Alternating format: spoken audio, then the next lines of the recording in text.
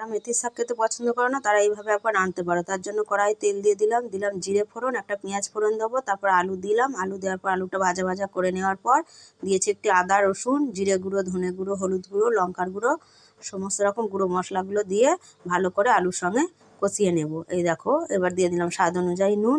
নুনটা দেওয়ার পর এবার আলুটা দিয়ে ভালো করে আর একটু কষে নেব।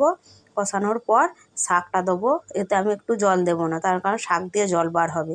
এই দেখো এবার চাপা দিয়ে দিলাম। এবার চাপাটা দেওয়ার পর এই দেখো শাকটা খুব নরম হয়ে গেছে, আলুগুলো খুব সুন্দরভাবে গলে গেছে। এইভাবে করে তোমরা মেথির শাকটা একবার রান্না করে দেখতে পারো। এতে মেথির শাকটা যে তেতো ভাব লাগে সেই তেতোটাও লাগবে না, খেতেও অনেকটা টেস্ট হয়। এই দেখো মেথির শাক এমনিতেই খাওয়া খুব উপকার, তোমরা এইভাবে করে একবার বানিয়ে দেখতে পারো। এই দেখো কেমন লাগলো ভিডিওটা, ভালো লাগলে লাইক আর কমেন্ট করে দিও। দেখা হচ্ছে পরবর্তী কোনো ভিডিওতে। চলো বাই বাই।